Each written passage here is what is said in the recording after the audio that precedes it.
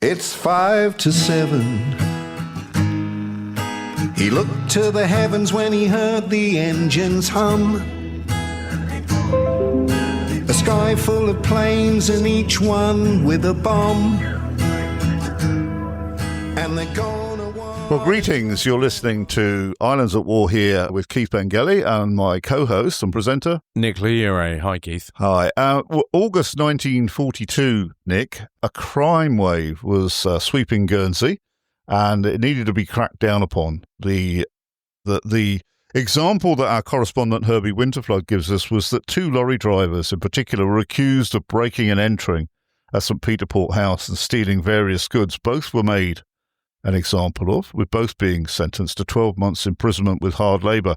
Guernsey's bailiff said that the only way of halting this increase in crime was to hand down severe sentences. So, Nick, firstly, would the two lorry drivers serve that here? Yeah, this was a civil matter rather than being something that's gone in front of the Feldkommandantur.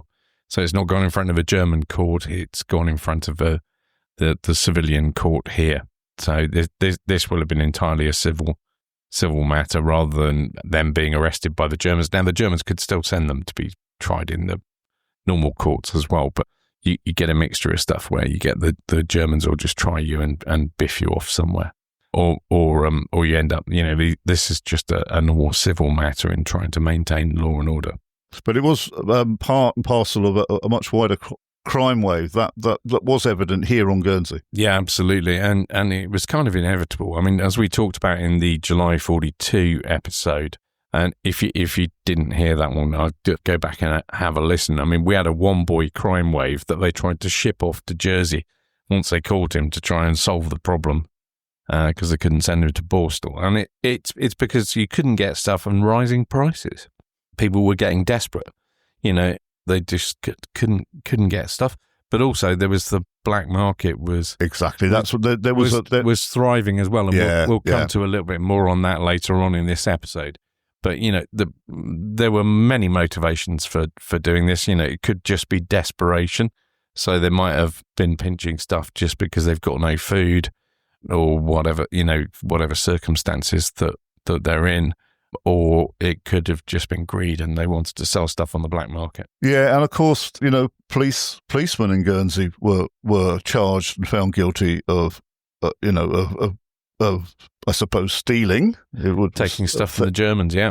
Yeah, and so I suppose some people felt that there was a justification. Well, if it's the police are doing this, I can help myself to pretty much anything I want. Yeah, I think there's a bit of a distinction as well between this type of thing where they're breaking into somebody's house, into a local person's house.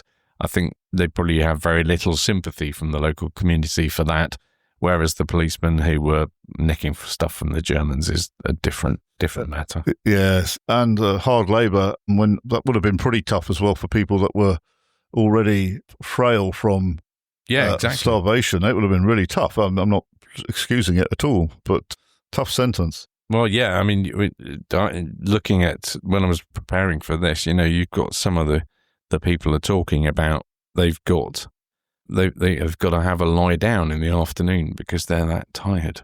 And this is, bearing in mind, we're at the halfway point, really. Well, not even that, actually. Not even that, yeah.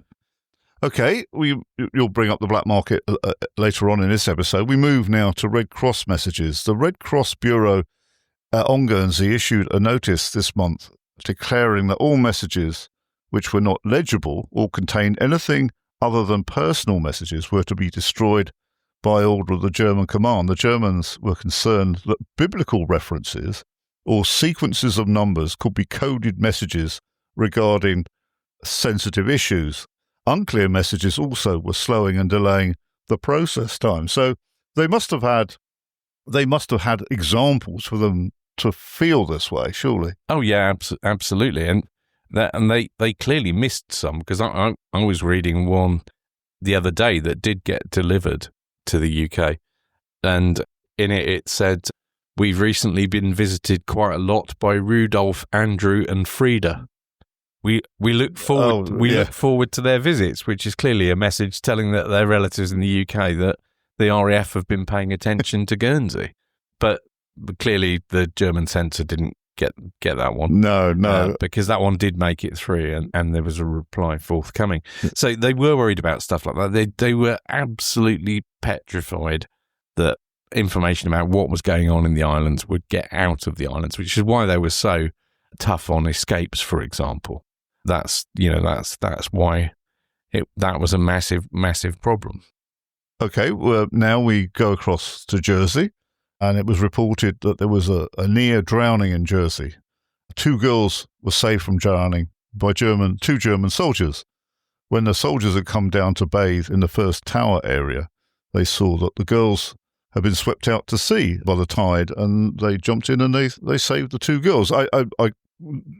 I don't know if you've got anything on this, Nick. I couldn't find the ages of the girls, whether they were 2 infants or adolescents. I couldn't find anything at all on it, to be honest.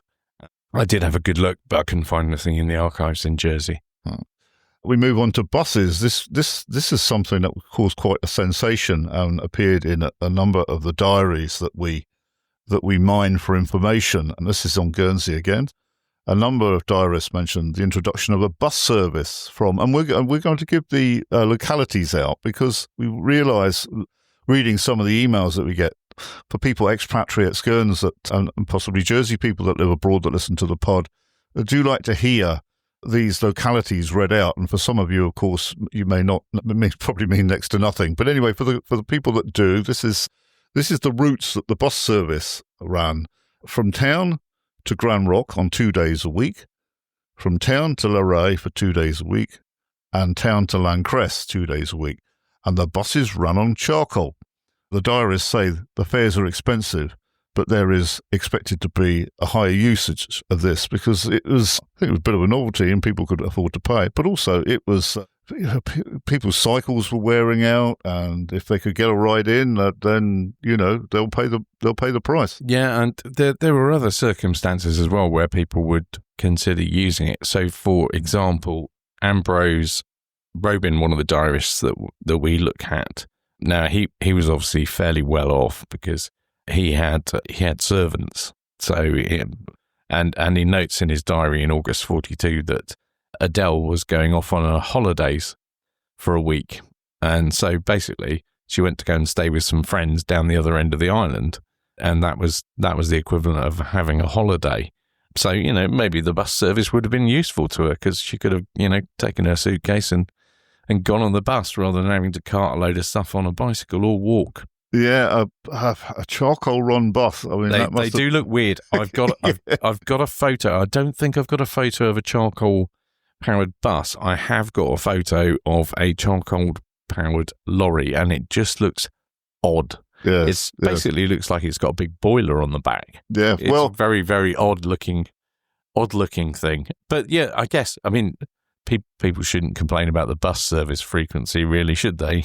When you look at this 2 days a week, Well, the thing it will come down to is, did people really have reason to go in? I guess some people, would probably had to go into town to work, and so that might have been possible to take the bus a couple of days a week. But visiting relatives the other side of the island, I guess that would have been... It's more likely it's going to be that. Although it's fairly sparse, the route that it takes, really. You're going to Grand Rock on the west coast, you're going to Lorray a bit further down on the west coast there, and to Lancresse, and that's your lot.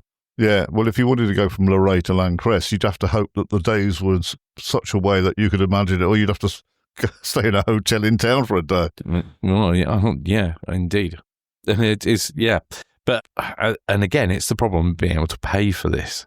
It's a problem because wages were fixed for a lot of people. You didn't have you couldn't, you could demand a pay rise, but usually it was, no, we're not putting up, because they had to put up the pay for a whole class of people. So, if your disposable income isn't disposable on the basis that there's nothing to buy. Well, yeah, I suppose that does allow you to there may be enforced savings, and I don't know. Yeah, I guess so. But I'll put out a picture of one of those charcoal vehicles. I'll see if I can find one of a bus. I must admit I didn't have time to to have a look. But I certainly know I've got one of a lorry, and it's a very strange looking thing. It made it onto the second page of the press. I know that much, because I think there must have been an awful lot of curiosity as to what the heck is that. Yeah. Now, cutting hedges. In August, it's time we keep the hedges and little lanes here trimmed.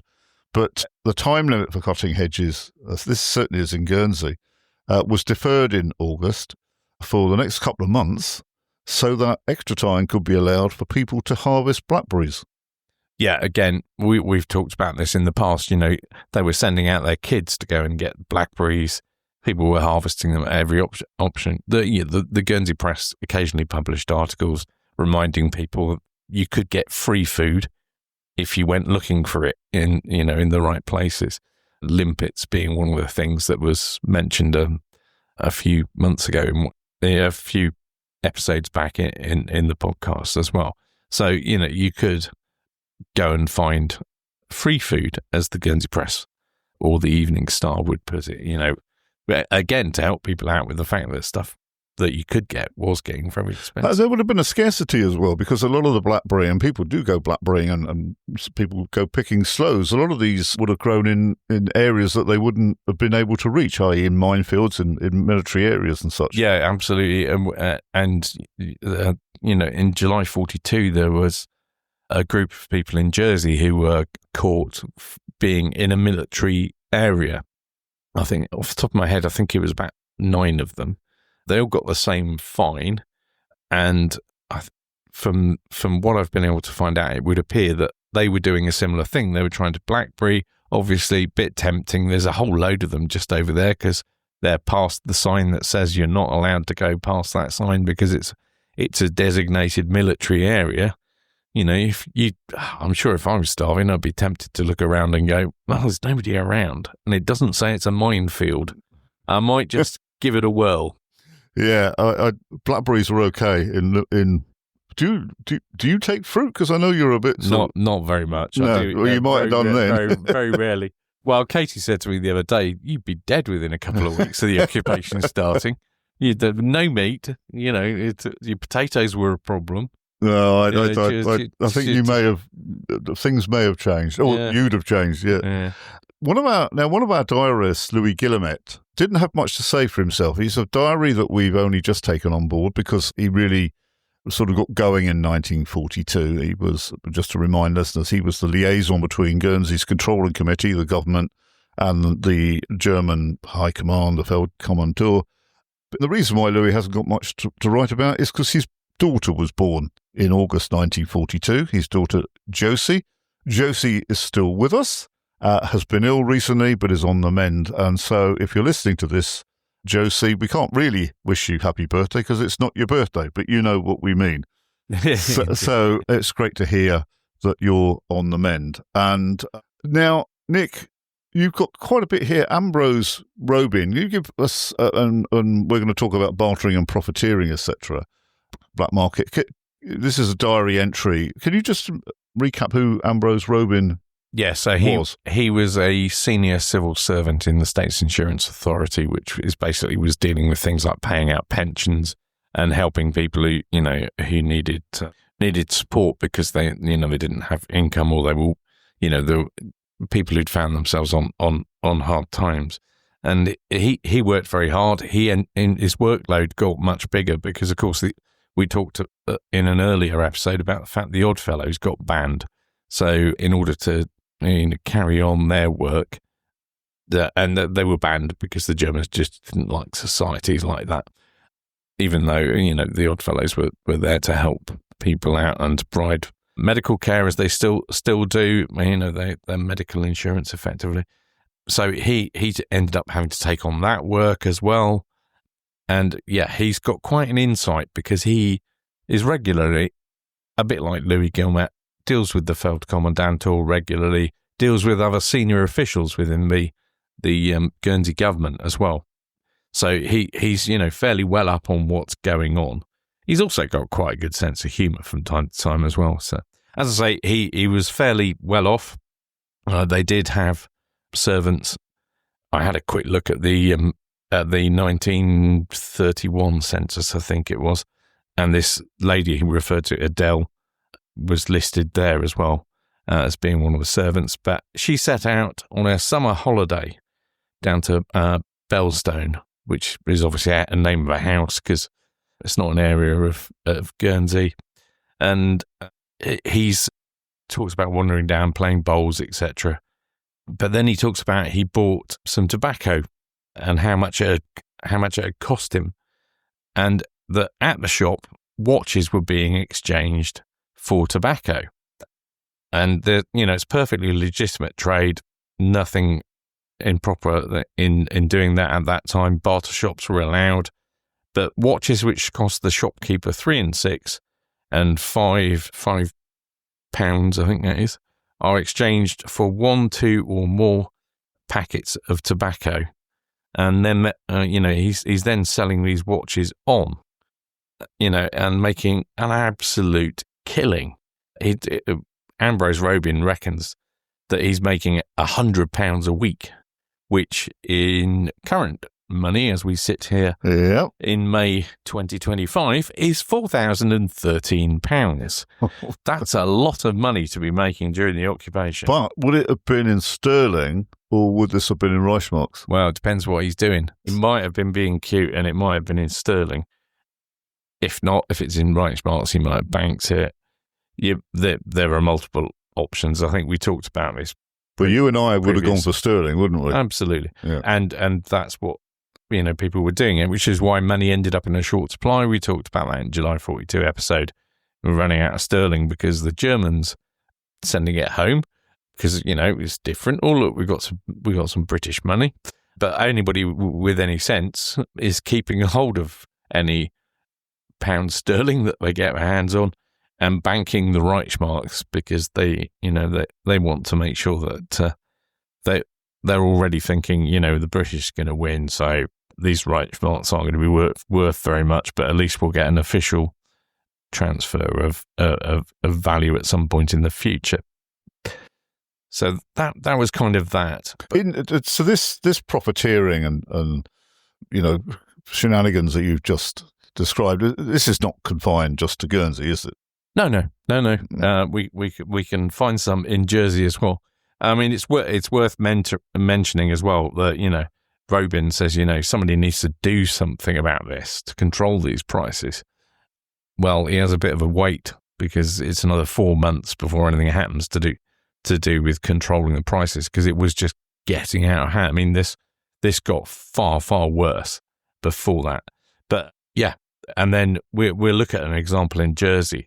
So there was a chap called John George Lingshaw, a businessman, born in 1909 in St John in Jersey, and 68 King Street, St Helier. He ran a furniture shop, and he was flogging stuff for overinflated prices. It doesn't say who to, whether it was to Germans or whether it was to locals, but he was taking in stuff to flog on for people, and he was charging a 20% commission on top of that. So he was making a fortune as well.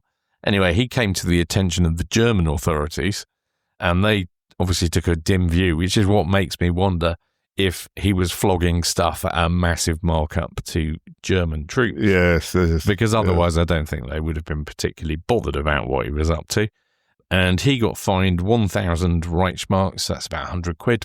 Which again is about $4,000. And his alternative was 1 day's detention for every 10 Reichsmarks. So he would have got 100 days in prison. So yeah, that was the kind of thing. But Jersey already had a thing about prohibiting rising prices. So it may have been something to do with that. But he was then sent home because they didn't have any room for him in the prison. That's coming up quite a lot at the moment. The prisons were stuffed with people. Yeah, as Lesotho said in the last episode, there's no shame in going to jail for doing something that's upset the Germans. Absolutely no shame at all. And he made it quite clear he was willing to go and do a bit of jail time if he'd done something to annoy the Germans, because that meant he wasn't just giving in and doing nothing. Now, we've got another chap here who assaulted a commander of an anti-aircraft division in August 1942, Trevor Horton, who was a Welshman who lived in Jersey, and he was sentenced to 2 months imprisonment for causing physical injury. And it says, that he has to serve the remainder of his sentence in public prison because he'd done 4 weeks in detention in advance of the court case actually happening. Now that strikes me as that was actually quite lenient. Although strikes is probably not the right word when he's been done for doing physical harm to a German. But I'm surprised that he only got 2 months actually. Well, yes, because if you turn that on its head, a German member of the military assaulting a civilian, that would have got quite a severe punishment. Well, yeah, unless that civilian was being assaulted by an OT worker or something like that. If they were, an OT worker themselves, then in which case, no. But yeah, so I just thought that was quite interesting. We're going again to the crazy prices.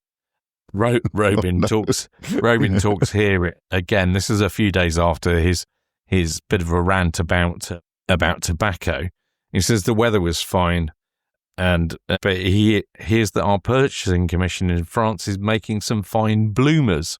That's the word you don't hear nowadays. No, and they're definitely not actually making physical clothing items called bloomers. If you're too young to know what that, perhaps do a Google. But and he said, cloth for men's suits is left on their hands because the material is poor, and the cost of an ordinary lounge suit works out at £25.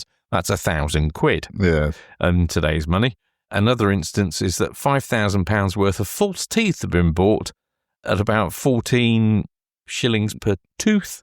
A complete denture will not cost less than £30. So we're then £1,204 for a set of dentures. Again, who's going to be able to? Plus, if you required a set of dentures, you'd to have had your teeth taken out, and that wouldn't just have been an easy visit to the dentist. I mean, that would have been quite painful, physically and expensively, I would imagine. Well, yeah, especially as, anaesthetic was reserved by this stage for the very worst things. You had to be having a really serious operation to be, getting any anaesthetic, because it just wasn't possible. So then we go on again. He's having another whinge. The weather's not so good, so maybe that's what is putting him in a bit of a bad mood. But another thing that's getting his goat is the adverts to purchase sovereigns in the paper, where people are offering money to buy sovereigns. And then these are then being used by Germans to go and buy tobacco to flog on the black market, which is then fueling the price of tobacco. But also, it's taking gold sovereigns out of circulation, yes. And he thinks that is a bit of a treacherous act and unpatriotic in parting with British gold in case it's helping the German economy. Now you've got some, because Dieppe was this is something here about this is before Dieppe. Yeah. So because I initially read this and I thought, wow, this must be to do with Dieppe, but it isn't. We'll come on to Dieppe in a wee bit. So Robin makes another report that 7,000 Russians apparently are set to replace foreign labour. Now, in Alden, he puts 3 question marks because he clearly doesn't believe that number. But a chap called Jock Kerr, who was the manager of the Gaumont. Now, the Gaumont was cinema on St Julian's Avenue.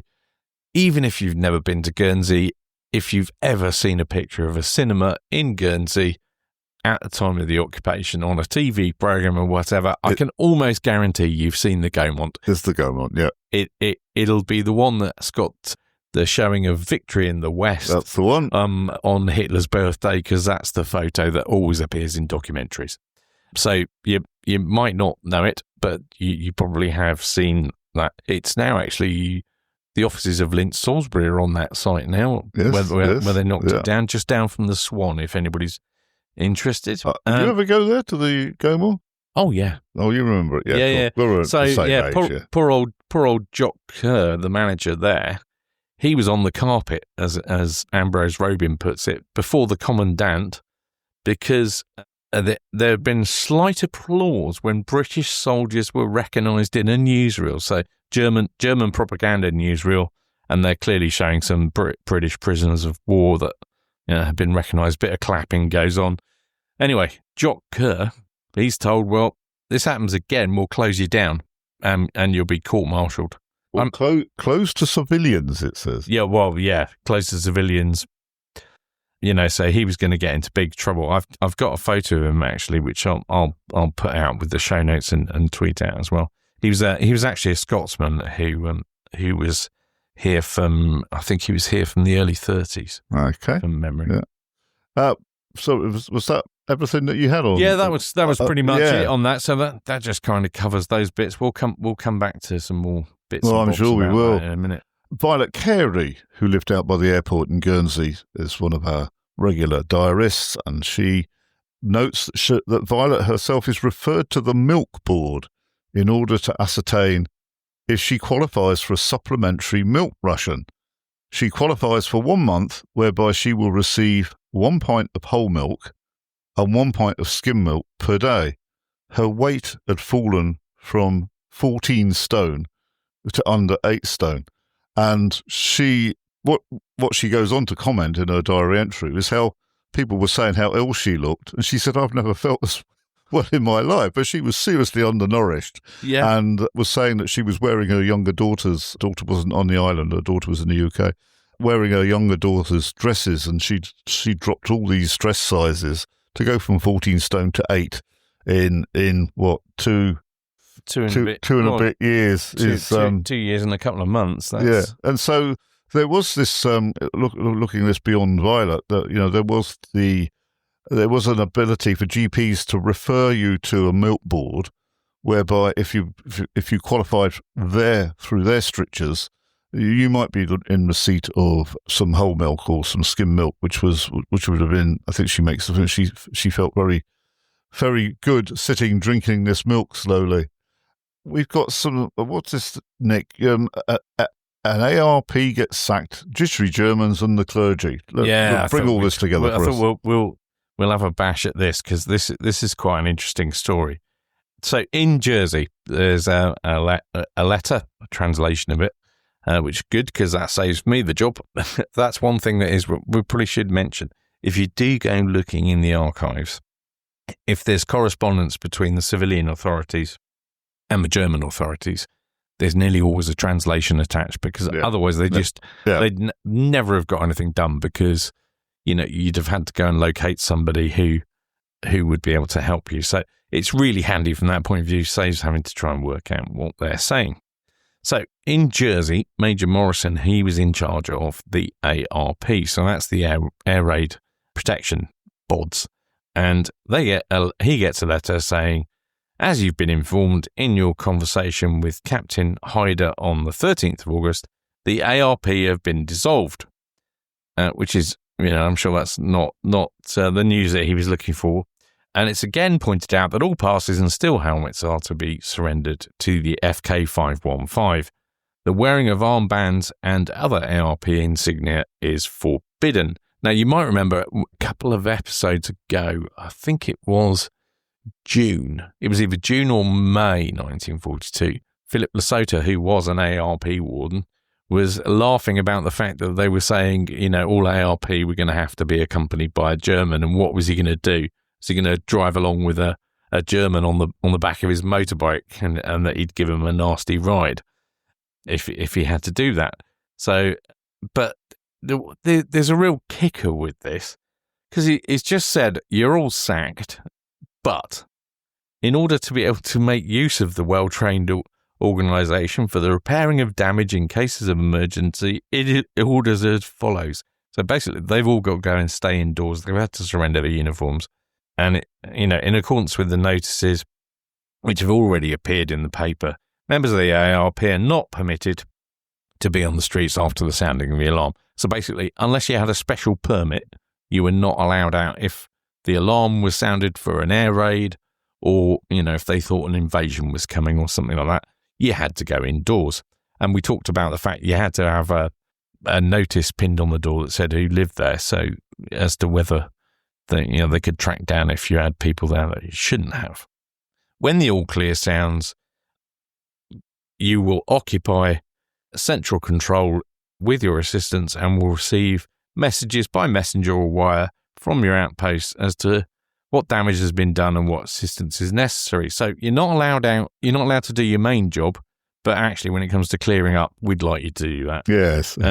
Central control will also be occupied by a commando from FK, so Feldkommandant, under these, whose supervision you will work. And I don't know if that's a typo, because it does actually say commando rather than commandant or anything like that. So it's a bit odd. They will notify your organisation accordingly.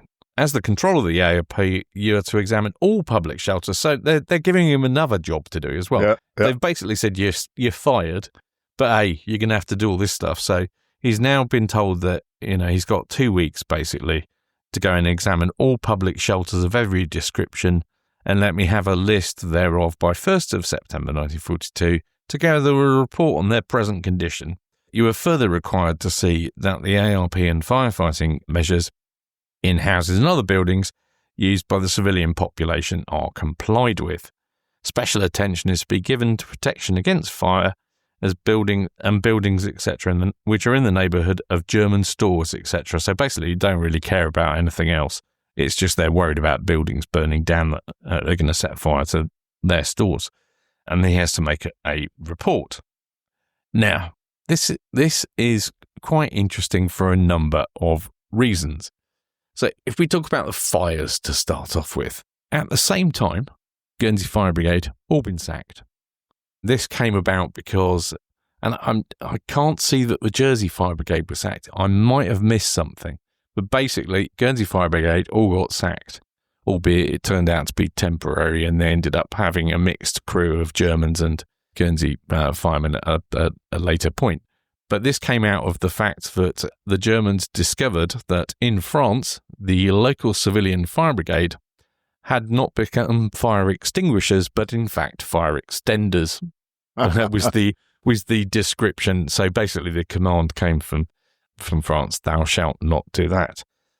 Now, they were worried about the ARP because they were a bit jittery about commando raids. They were a bit jittery about, they'd got, as we mentioned in the July 42 episode, they got into a bit of a state. They thought that perhaps the islands were going to be retaken, and that they were getting a bit nervous about stuff. And they were worried that what was going to happen if the ARP guys were out on the street, then they would be assisting, not assisting the Germans. They'd be assisting anybody who was trying to take the islands back, and using their local knowledge to supply them with. If you go down that road don't go down there. There's like 100 Germans with, a gun battery or whatever. You want to go around the back, go this way, and then you can get past them, that sort of stuff. So that's one aspect. There's another aspect which, as far as I can tell from what I've looked at so far, the Germans had not a clue about, or certainly not at this stage of the occupation. They might have done later on, which was the ARP, to a certain extent, had become an espionage organisation. They were being coordinated, as you'll have noted that I said it was Major Morrison that was in charge of the ARP. Yeah. Well, Major Morrison, unsurprisingly, we've mentioned that lots of ex-military people used to like to retire from around the British Empire and come and live in the Channel Islands because they had a lower tax rate and it was quite nice and it was quite near to England. So, they could pop to England if they needed to. And, they liked retiring here. So there were quite a lot of, fairly senior military officers or policemen from around the empire who'd retired here. And of course, what do? They all hang out with each other, don't they? Yes, this is getting a bit Daz Army-ish, isn't it? Yeah, they all hang out with each other. So you've got one of your mates is in charge of the ARP, and what do? You all hatch a plan, and and some of these guys were in the ARP as well. You hatch a plan. Well, while we're out and about, we might as well be making some notes. Yes, and anything that might be useful. And they were also then working with people that were helping people to escape, to give them information to take with them. Yeah. and we've already talked about the photos that from the previous escape, albeit those weren't supplied by the No, they ARP. yeah. Although they did supply some information that went with them. So the Germans didn't know about this bit of it. So they would have probably gone absolutely even more ballistic if they'd known that. But I just thought that's quite an interesting aspect of it. It's, yeah. Is there any, because I believe you've sort of finally finished writing your book about escapes-ish. Well, I have. I've submitted the manuscript and they're reading it at the moment. Yeah. Ashley from my publishers was in touch. As it happens, I've bumped into Steve Foote from Blue Ormer about 5 times over the last few days, and we've had a bit of a joke about the fact that my book's not being published by Blue Ormer, as Steve always says to people. Yeah. Other publishers are available. It's just that most people over here do end up with and there was absolutely no reason why, it just the way things came about. So my book is in, yes, and being worked on at the moment. But and it's all concerns itself about escapes from the islands. Is there, in the research that you've done, any evidence that this espionage, or this gathering of facts through the ARPs, actually left the island and was not to say was it any use, but did any of this intelligence get off the islands, either in Guernsey or in Jersey? Certainly in Jersey, definitely. Not until later in the occupation here. Yeah. Because if you remember, predominantly escapes were frowned upon here, albeit some people did take information with them. They were pretty much frowned upon here because, you're doing a runner and the consequences for others were felt to be, unfair by some people. Not all people, but, as when we spoke to Dave the other day, he was saying, sorry, not Dave, I spoke to another chap the other day, he was saying that, his relative that had escaped, that hung over him for the rest of his life, pretty much. Yeah. That, some people said, well, you ran away and left us to it. Whereas others said, well done, Jack, and he didn't, it didn't bother him at all. He took it in his stride. It was just one of those things. But, but later on, yes, there was, I've got evidence. It's in the book. Well, hold that thought. I've got some fairly interesting stuff about that, which is, as I say in the book. Now, what's this here about, Nick? Permits for priests to be in the street? Yeah, absolutely. So this goes back to the same thing as the ARP and this order about people having to be indoors. So, Reverend Father Richard Ascot, the Presbytery Winchester Street, had applied for a permit to be on the streets in the event of alarm because he wanted to give assistance to anybody that was in distress. And so he was like, what? If I can't go out during the alarm, how can I do that? So they actually looked on this. NACFUS actually looked on this fairly sympathetically and wrote back and said, yeah, okay, I can see that there might be a case for this sort of thing. But before we start talking about this any further, how many more people are there that might want to do this? I'm going to get inundated with people saying they've got a reason why. Now, the bailiff writes back and says... Yeah, this is the bailiff of Jersey? Of Jersey, yeah. Yeah, can you read this in full? Because it's quite amusing. Yeah, sure. So he writes to the Feldkommandant, I refer to your letter of August 15th, 1942, with reference for permits for priests to be in the streets in the case of alarm. I am of the opinion that the number of priests of all denominations likely to apply for such a permit would not exceed 30. Oh, this sounds a bit Python-esque, doesn't it? Well, the bailiff had actually written saying, well, I don't think you can just pick on one denomination. That wouldn't be fair. We should be representing all religious, all religions. You can't just... Yeah, and so they eventually, NACFUS writes back and says that, that they can have some priests, but he's not going to give a license out to to everyone. So 2 clergymen will be permitted to remain in the hospital in the event of an alarm. And the event of having to go to the hospital, they can go without a permit. But basically, he doesn't want them hanging about. Yeah. He doesn't want priests wandering around. Now, given that the priests were involved in the resistance in France, I'm guessing that's probably why he wasn't that keen.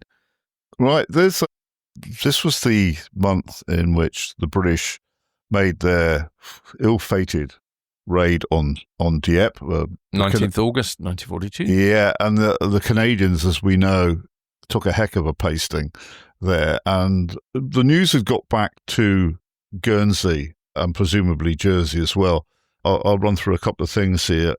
First of all, we'll dig into this a little bit deeper, Nick, on radios, because the radios have been returned, but Reverend Ord seems to have held They've been confiscated, you mean? Oh, yeah, well, confiscated, yes. What did I say? You said returned. Sorry, but I do beg your pardon. Have been confiscated, but the Reverend Ord seems to be talking about having heard about the Dieppe raid on his radio, but we'll get into the radio thing there. And of course, he comments on the Dieppe raid, and he also records that he had been to a play at the Little Theatre in St. Peter Port in Guernsey, and that there was an exchange between the actors where one actor says to another, "Have you ever been to Blackpool?" And he says, "No." "Have you ever been to Torquay?" And the person answers, "No." And then, "Have you ever been to Dieppe?" And at the mention of Dieppe, it raised the roof and held up the play for some time. Now, we don't know, of course, if people here knew the full effect of Dieppe, because it was seen, well, in retrospect, as a military disaster in many cases.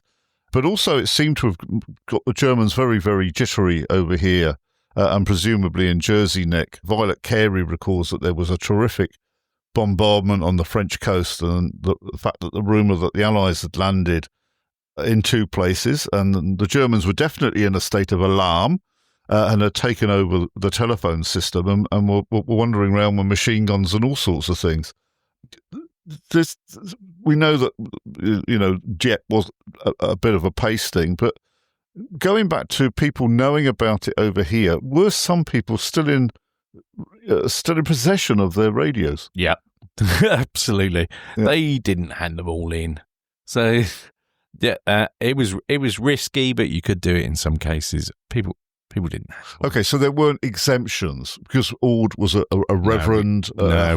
This is simply he had just not handed it in. Yeah, I mean, there might have been 1 or 2 exemptions, but I doubt it very much because we talked about that last month. Basically, some poor so-and-so at the Feldkommandantur ended up writing the same message back, to that Italian countess, the Irish representative, and all those sort of people. They all got told, "No, get stuffed." It comes from a higher order, which is an excuse that was frequently used. I think they felt uncomfortable.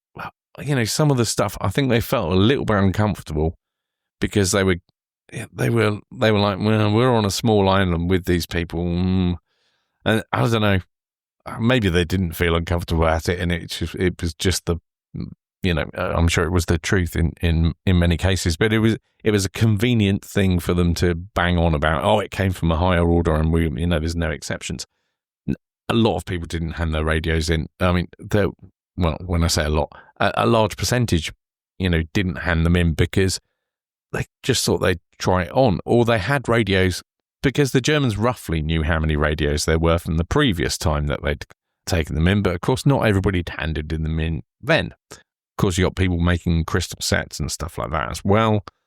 As well documented that all the telephone boxes in town became useless because people nicked the earpieces so that they could, create a crystal set.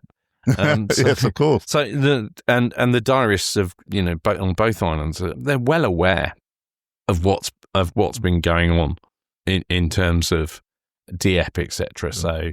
Yeah, because Sauvery here, our diarist that lives in Guernsey, on response to Dieppe, this was something I wanted to ask you. He says the Germans were performing mock battles with tanks and smoke bombs. Now, I remember my father telling me he remembers German troops in full camo and twigs in their helmet netting coming through the house in St. Martin's, just barging through in these exercises. Yeah. So but would they have?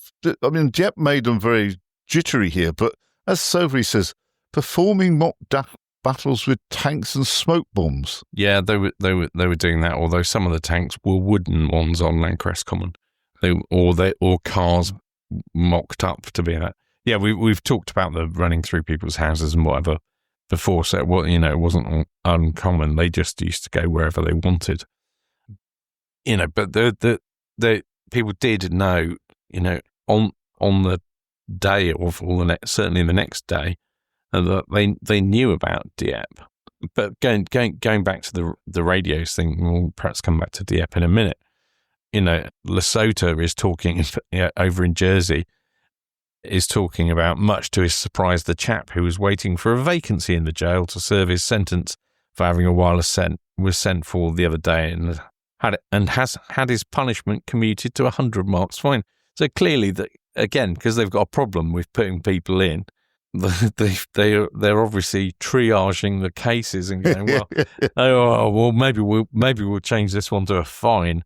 And Lesotho says, I know of at least 2 cases where houses have been searched on the receipt of anonymous letters, but in each instance, no set was found, although there was one in one of them. It does show you can't trust anyone. Apparently, there are people who have only to get slightly offended with one to tell all they know, or brackets think they know, direct to the Germans. So, yeah. So people have got radios. Now, it is very risky. You can end up in jail. The Germans do take a dim view of it, but a lot of people, did get away with it. Yeah. Another thing there that was of interest to me, Reverend Ord talking about, he's in contact with German military, people that of faith, shall we say, within the German forces. He's a name, Reinhold Zachman, comes up quite often, who's someone that would go and talk matters of faith and other things over with the Reverend Ord. And he admits to the Reverend that food is becoming very, very scarce in the Reich. He had been home recently, and he's also aware and appalled by the brutal methods used by the SS and Gestapo in Russia. So the Germans were starting to question this folly in attacking the Soviet Union. Absolutely. I mean, and all of the professional, a large number of the professional soldiers, the professional officers here were just like, this is bonkers. But, as soon as it started, Ambrose Robin, talks about, there's a chap who's been sending posting bread to his wife. I mean, good luck with that. Yeah. I mean, the bread was really, really rubbish quality anyway. So that was a quartermaster who was quartered in New Street. But because he'd heard that his wife was in such a bad way with getting food, that that's what he was doing. And German officers also saying that they don't want to go home. People were asking not to go on leave. Robin also talks about the RAF having a bit of bash at the islands as well, but also he talks about there's a large amount of gunfire, and that until somebody fires a flare, and then they stop. And then that happens from time to time. That's the Germans mistaking either the crew of a returning aircraft forget to fire the flare, which warns that they are actually friendly, or the anti-aircraft gunners just get a bit too enthusiastic and in some cases did actually shoot stuff down. But he talks again about the state of the large cities. Another German officer talking about Bremen was growing in discontent and food troubles. Population in large cities are starving. The people outside of the towns are a little better in their villages. Only really those people who live on farms are doing okay. Now, this account from Robin could actually be the same German, because Robin frequently used to attend Ford's church services and was also a friend of his. He would go and visit him at the house. Yes. You see fairly in Robin's diary, he talks about going up to Brock Road or going to see Ord at his house.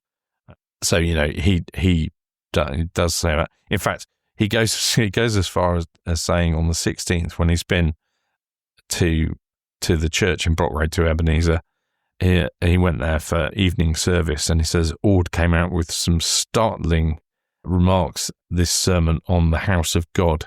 He's got pluck.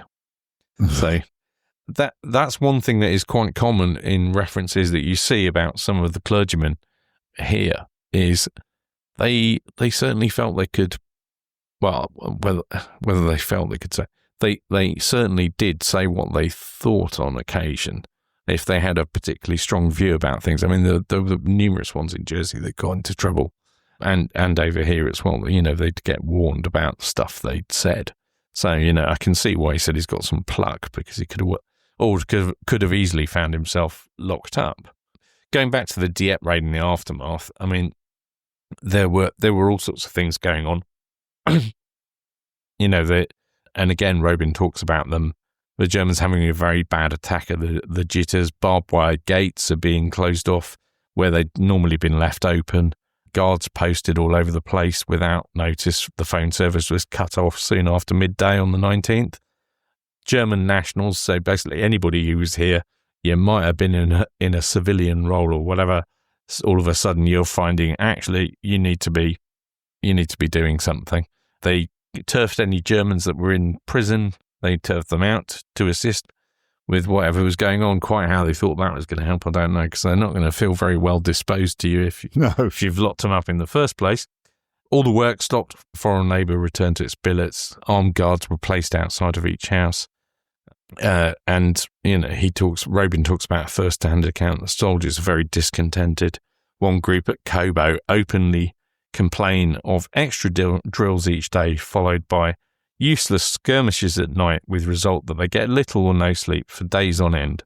They hope that a British landing will come so that they can shoot their officers and give themselves up. And he puts 5 question marks after that one. You know, so yeah. Right, so what else have we got? Robin again is talking about, you know, it's fine but thundery that in August 1942, if it's not bombing of France or bit of bombing going on around here that keeps you awake at night, it's thunder. There seem to have been an inordinate amount of thunderstorms. Lots of rain. A lot of the diarists complaining about rain and thunderstorms and stuff.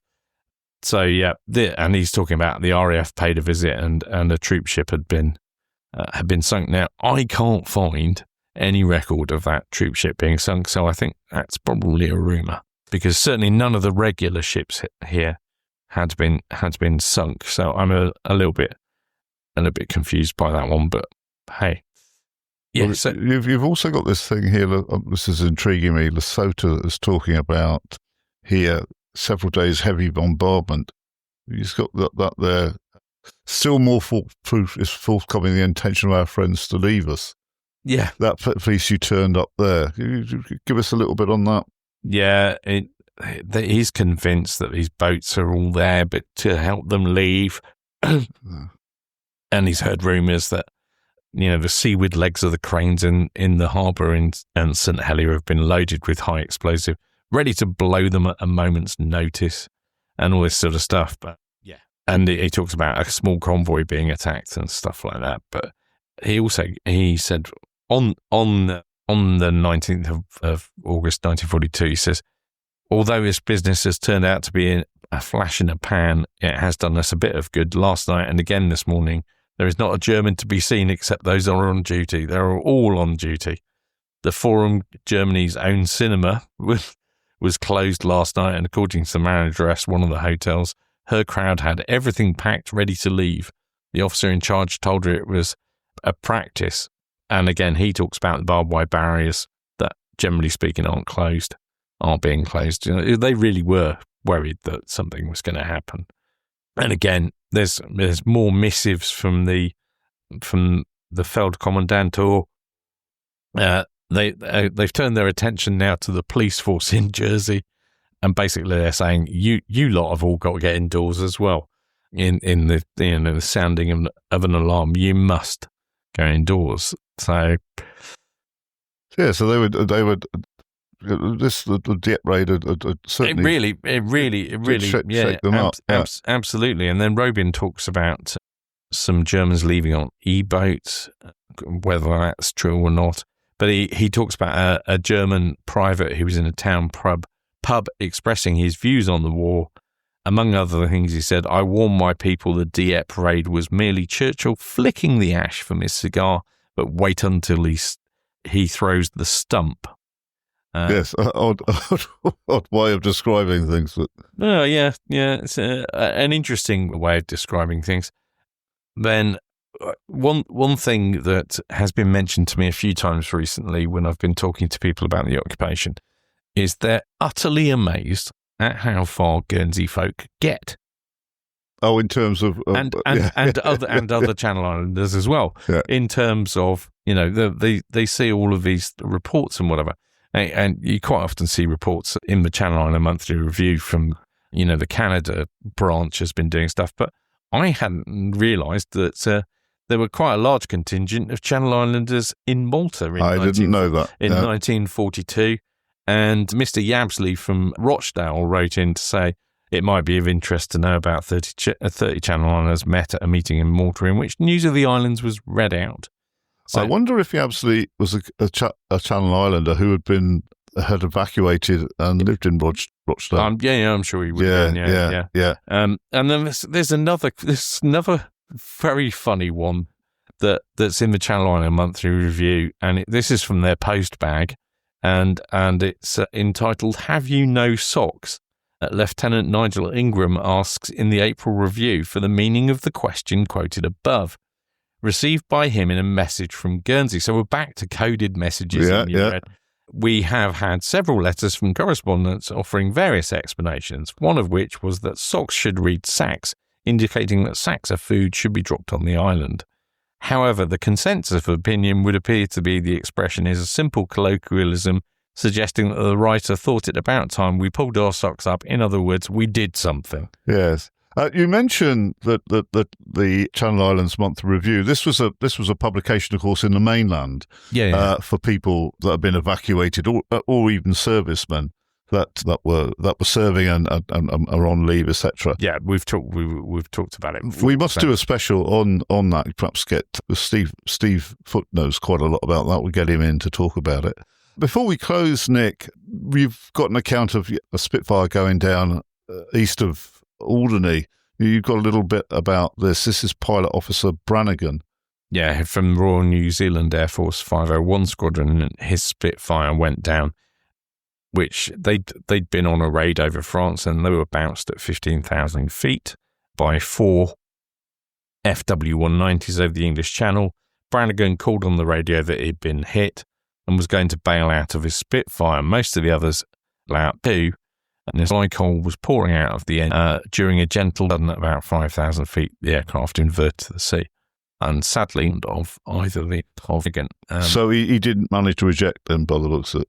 Well, he wouldn't have ejected, but at 5,000 feet. Well, no. They didn't have ejection seats at that point.